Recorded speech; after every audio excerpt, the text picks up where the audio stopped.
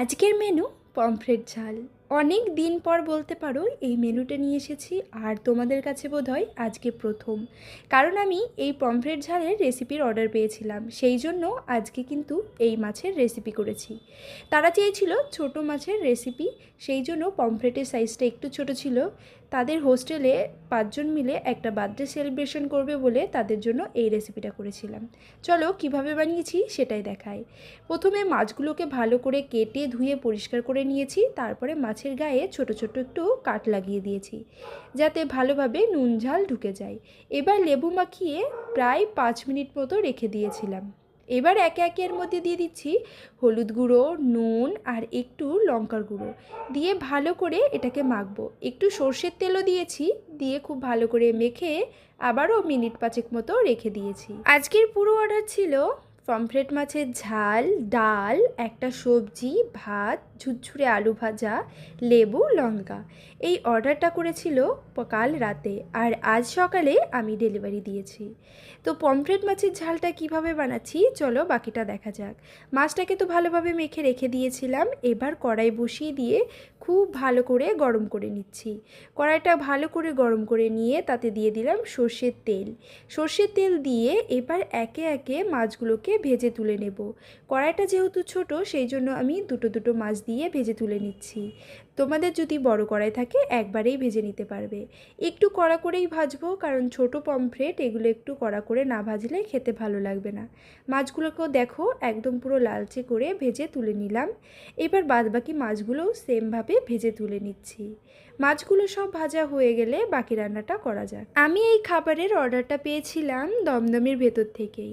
দমদমের আশেপাশে থাকে যারা ফুড ডেলিভারির জন্য আমাকে কন্ট্যাক্ট করবে তাদের জন্য ফ্রি ডেলিভারি, কোনো রকম চার্জ নেই। আবার যারা হোম ডেলিভারিও নিতে চাও তাদেরও কিন্তু হোম ডেলিভারি দিতে পারি।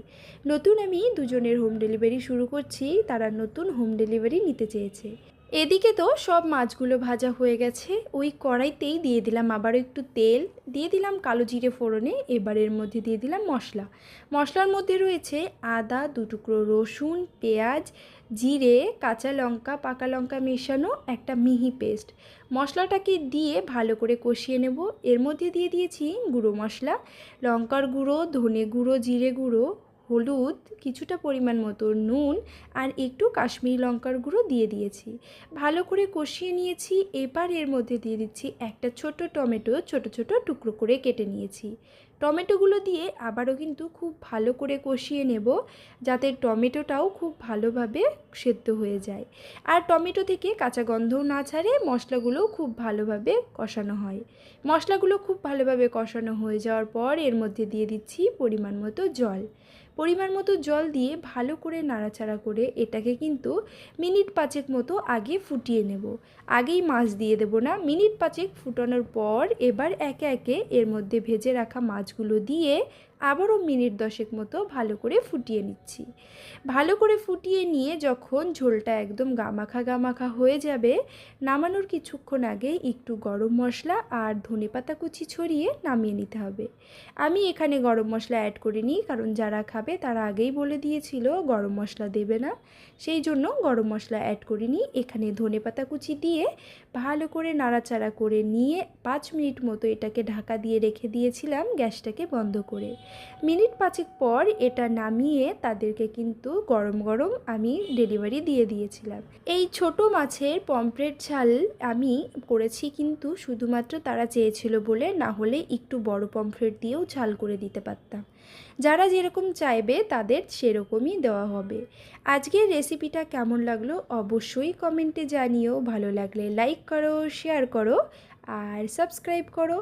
যারা আমার ফেসবুক পেজ থেকে দেখছো তারা অবশ্যই ফলো করবে। আর যারা নতুন নতুন রেসিপি পেতে চাও তারা কিন্তু কমেন্টে জানাতে ভুলো না।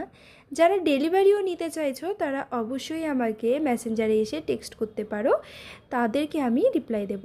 চলো টাটা, চলে আসবো আবারও নতুন একটা রেসিপি নিয়ে।